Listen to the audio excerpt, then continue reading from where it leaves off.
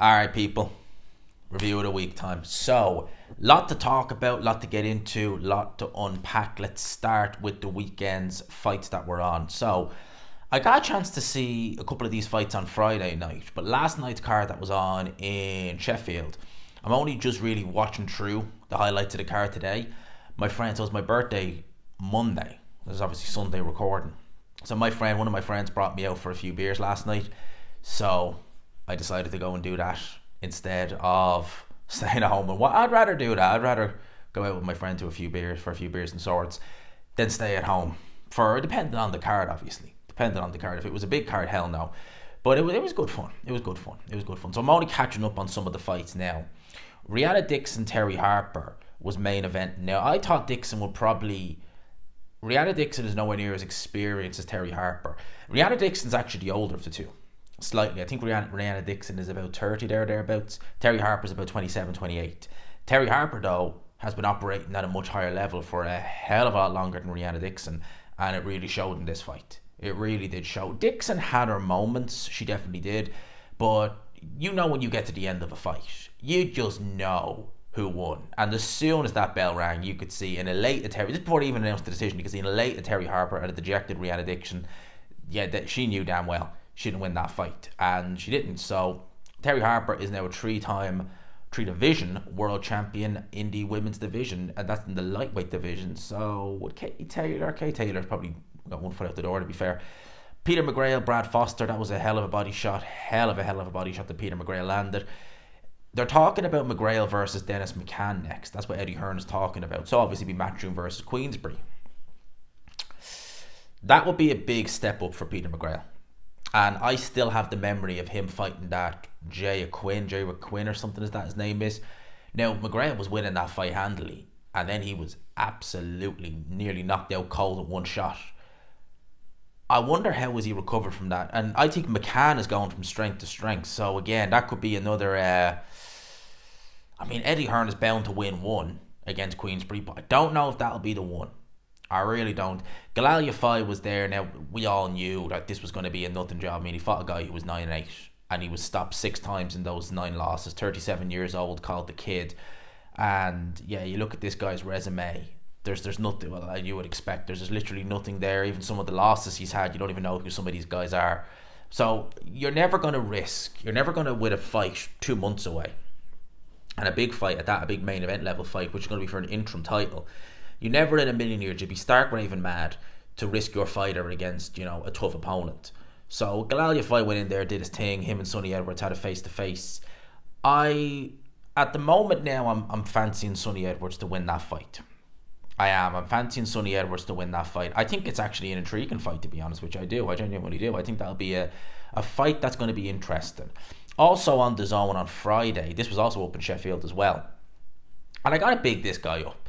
I really have to. Azar Asif. I hope I'm pronouncing his name right. Azar Asif. Hope I'm pronouncing it right. The promoter. Now, he is the promoter with GMB. And I think that his shows are value for money and the rest.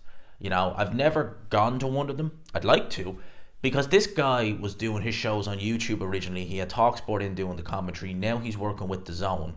And he's got, he has names on this card, albeit they were in, fights they were always going to win. But his name's on this card. He has good fights. There's always good scraps on it. They're big cards, as in, there's a lot of fights on the card. And I think that this is the quintessential small hall promoter who has potential. He really does, because they are essentially small hall shows. Like if he was doing them in London, they would be York Hall type of fights, or maybe Copper Box at a big push. But they're always good cards. When he was doing them on YouTube, he had good little scraps on those cards. You'd happily sit down and watch a GBM card, no problem. Is it GMB or GBM? I think it's GBM. I think GMB is good more in Britain. But you'd happily sit down and watch one of his cards. I think they're flipping brilliant. Now, I seen the Reese Mulder Ryan Walsh fight. That was a big. Reese Mulder is not a bad fighter. I mean, that guy actually pushed Gary Cully very, very, very close. Actually, I thought Gary Cully deserved the win, but he was extremely lucky. That's what I will say. Extremely lucky. Because a lot of judges wouldn't have given it to him. A very lucky boy, Gary Cully, that night in London. He was in Dublin. And then obviously he was stopped by Lee Wood back in 2021. I think that was Lee Wood's last fight before he became a world champion. So he's been in there with good guys. Ryan Walsh is tried, tested at domestic level. You know, he's gone in there with guys. Lost to Maxie Hughes a couple of years ago. I remember that fight. Lost to Jazza Dickens.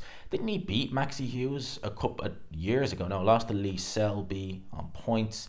Man, this guy, that was in 2013. This guy's been around for... I remember that fight when he fought Dennis Clay. I remember that. I think that was on a Frank Warren show. Or no, sorry, it was in...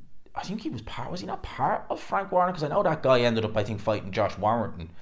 Draw with low IQ. Wins over Reese Bellotti. This is just a proper domestic level fighter. Is Ryan Walsh. And got a big knockout. Got a big knockout over Reese Molden. I mean, just... There's life in the old dog. There's life in the old dog. Maxie Hughes got a big knockout win. Now, he was in there against the guy who was 7-2. You were always expecting it. But Maxie Hughes did still close the show. I feel for Maxie Hughes. And he's got a very, very good YouTube channel as well, Maxie Hughes. I would recommend you go and have a look at that. I feel for him because he took a big beating in his last fight against William Zepeda. And in my opinion, Maxie Hughes should be world champion. Or at the very least, he should have fought Vasily Lomachenko. I think he should have been world champion. I do. Because I think he beat George Kambosos. I don't really give... I couldn't give Kambosos that fight, even being generous. And look, I think he would have lost to Lomachenko. I think he probably would have lost in a similar fashion to Kambosos. But Kambosos gets a Lomachenko fight off the back of a gift decision. And what does Maxie Hughes get in return? He gets fed to William Zepeda. You know, just... I think that's unfair. And Maxie Hughes is a very, very good guy. He's come up the hard way. I hope he's got something left in the tank. I hope he does. I genuinely do. I hope he's got that little bit something left in the tank because I think he is a very, very good fighter as Maxie Hughes. I want to talk as well about Hughie Fury. So Hughie Fury fought this guy called Christian Thun. I think is how you say this guy's name. A German heavyweight. Very tall. I mean, Hughie Fury is not a short heavyweight. He's about 6'6". This guy was towering. When I was watching the fight, because I just turned it on, I think it was round number 3 they were in. And I was like, oh, I thought Hughie was bald. Because I'm just used to Hughie being the taller guy. Because obviously Christian Thun has hair. And Hughie Fury doesn't. And then I was realising, I was like, oh crap, that's not Hughie Fury I'm looking at. I'm just so... when you're someone 6'6", you're not used to someone being that much taller than you. Because I was like, this guy is massive. Massively tall. 6'9.5". If only he had a bit of talent there, which he doesn't. Saying that... It was, I mean, you'll hear people say it was a dominant performance, and yeah, it sort of was, like Hughie Fury did what he needed to do. This guy lost to Curtis Harper as well. That's a really bad sign.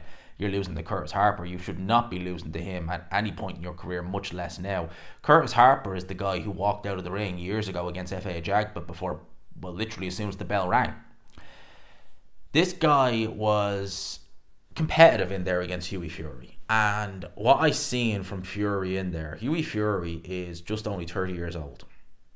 And this guy's legs look gone. And I don't know how they could be gone because it's not like he's ever taken a massive amount of punishment in the ring. But when I was looking at him, this was only, I think, an 8-rounder. And I was like, oh my God, this guy has no legs anymore. His legs look shot to bits. I don't know what's gone wrong with him. He looked heavier than ever, Hughie Fury. He was landing right hand after right hand after right hand at this guy who was down in that Curtis Harper fight, was just walking through them. I don't know what they're thinking to do with Hughie Fury moving forward at top level because I wouldn't be picking him in the slightest over even any decent level fighter. I would not be giving Hughie Fury a prayer over them. I genuinely wouldn't. I thought he looked absolutely shocking. Absolutely shocking in there. He really did. Really did.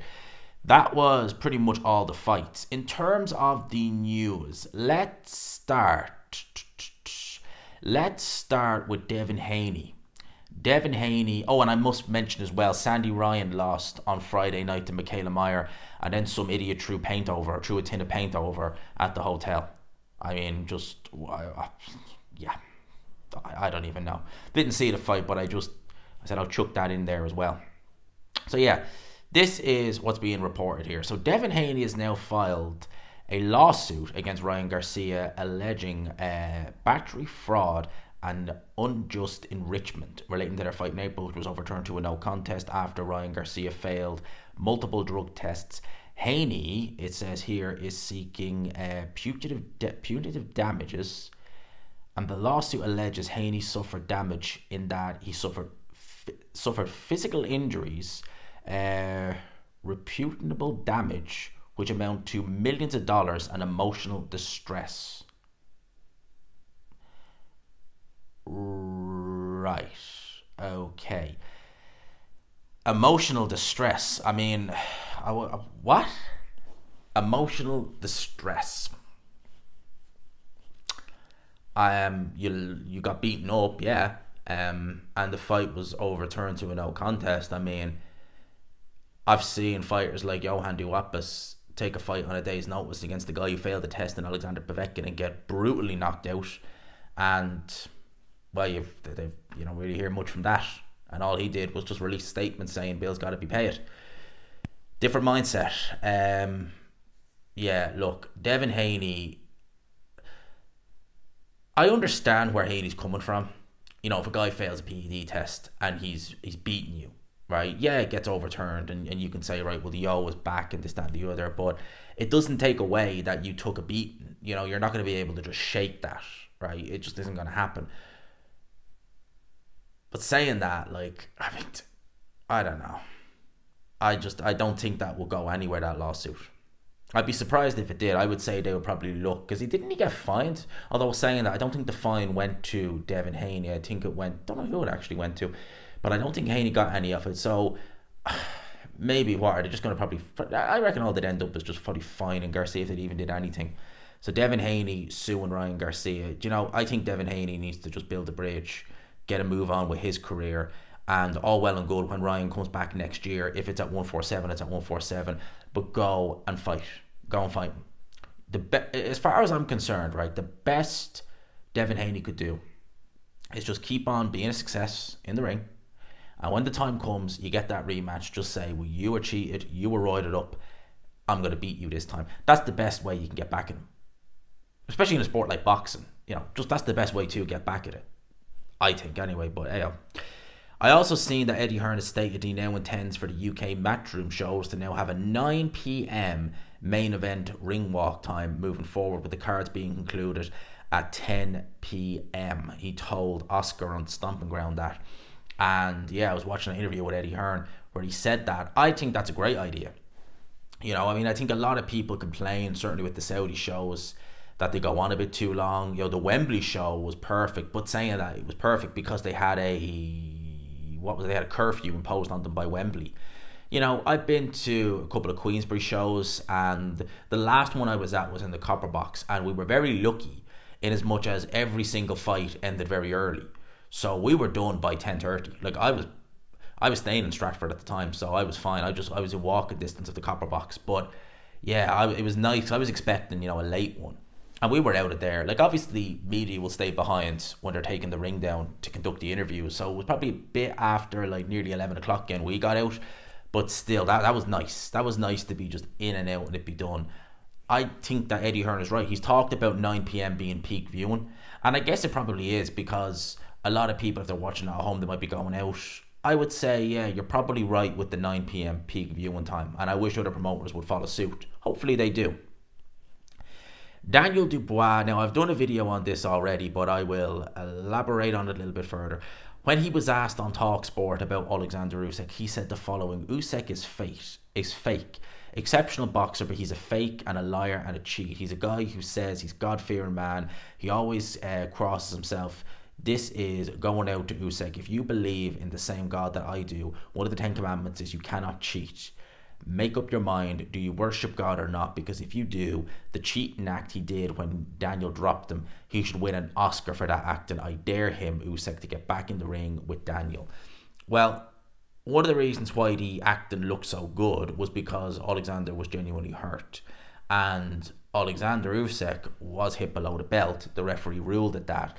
And listen, Don Charles in recent interviews, I have to say, has come across as a particularly likeable guy. I have to say, he's come across as, you know, reasonably good guy. I don't think he's right there questioning Oleksandr Usyk's faith. That's one of the most devout Christians I have ever seen. The man, literally, everything he is because of his faith. There's no two ways around that. Oleksandr Usyk is that devout. He genuinely is that devout, and I have the utmost respect for him. I really truly do. I have the absolute utmost respect for him, and I think Don Charles is a very emotional character. He really does hold to. You see him sometimes. He's a very emotional character. He obviously feels they were wronged that night in Poland, and they're entitled to their opinion. Yes, he is letting that cloud so much of his thoughts. Like, he is acting like Oleksandr Usyk was getting, schooled by Tyson Fury when he clearly wasn't.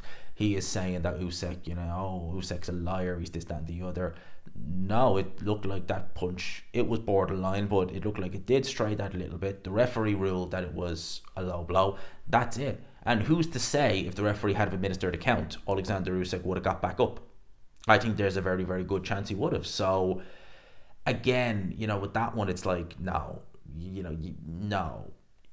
I don't like that. I think that's no, not from Don Charles. Eddie Hearn has also revealed that Turki Al-Sheikh has told him that they want to do a Dubois versus Joshua rematch.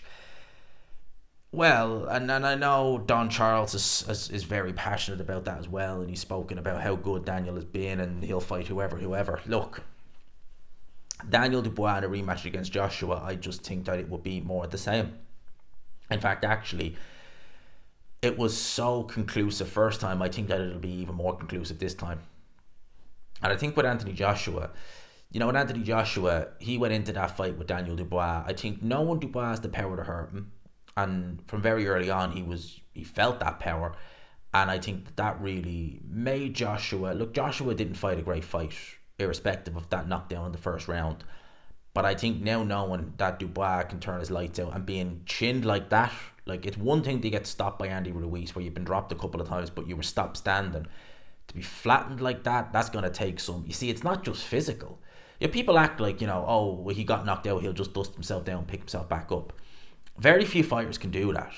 Fighters like Lennox Lewis, fighters like Dylan White have done that, yeah. But their mentality is completely different than Anthony Joshua's. They are mighty. Like, their mental strength in the ring is absolutely another level to Anthony Joshua. And yeah, Dylan White isn't as good a fighter as Anthony Joshua, but when he got knocked out brutally by Povetkin, he knew exactly what he did wrong. He knew what to correct. It wasn't like Anthony Joshua where, Dylan White was getting battered from pillar to post and then he was taken out. No, he was winning that fight comfortably. He made a mistake, he paid for it. He came back in the rematch, boom, straight back to business, picked up from where he left off, took care of Povetkin, easy work the second time. Lennox Lewis against Tassim Rahman. That fight was competitive enough, the first fight, to be fair. People make it out as though it was one-sided. Nah, it was competitive enough. Rahman was doing alright. Lennox Lewis was winning, but it was alright. And then Lennox Lewis gets caught. He knew what he needed to do, went straight back in there next fight, boom. Big knockout, fourth round, that was it. Lovely knockout. Absolutely. Probably one of the best knockouts, if not the best, of Lennox Lewis's career. Mega shot. Absolutely mega shot. So that's different though. They're very different fighters to Anthony Joshua in terms of their mentality. Joshua, I can't see him going in there again with Daniel Dubois and being any better. In fact, I think he's going to be even worse. And if he loses in devastating fashion again, this time even faster, there really is there's no coming back from that. There really isn't. I think that for Joshua, the fights that Eddie Hearn needs to be looking at is potentially Fury, win or lose against Usyk, and Dylan White, Deontay Wilder, those types of fights. If you put him in there against Dubois again, Usyk again, God forbid someone like Zhang, I maybe Zhang if you can survive, but listen, Zhang can punch with either hand, and I think that the shots that Zhang, even some of the shots he hit Parker with, if Joshua took them, because Parker takes a much better shot. I think Joshua would be in a world of trouble. So yeah, with Joshua, it's a strange one. It really is. I don't know. I mean, I suppose then in the same thing, you're thinking, well, maybe against Dubois, that's maybe the only fight to take if you want to get back in at world level. Because, every other fight will be still a big risk. You probably won't get as much money. So that's the situation with Anthony Joshua. Also, we've seen the Beterbiev versus Bivol. I think I already done a video, but I'll talk about it briefly. We've seen the trailer released. I think it's epic. We are 2 weeks away from that fight, lads. I am buzzing for that fight. I legit cannot wait for that fight to happen. I think that fight is going to be epic. I think it's going to be absolutely epic. But Turbiev Bivol is going to be epic. And on that note, my phone literally, which I use for reading the news, just died there. So I think that for me is an indication to wrap up review of the week for this week. I hope you enjoyed the video. Smash the like button if you could, and subscribe, of course, as always, if you haven't already. I'm just thinking off the top of my head, I don't think there was any other real major news that was coming out over the last few days. So I think it's pretty much just been that. I think that's primarily what it's been. So people, I will leave it there. I hope you enjoyed the video. Smash the like button if you could. Hit subscribe, of course, if you haven't already. I hope you all have a great week. I hope everyone who's listening gets some good news this week, myself included. You never know. Everyone is safe, happy, has a good week. And people, I was thinking of actually doing a live on Monday. Just doing a little live for a little bit. Birthday kind of live. Talk about this, talk about that. Have a little laugh on that one. Might do that Monday night. Let's see. Let's wait and see. But for now, I'll leave it there. Peace.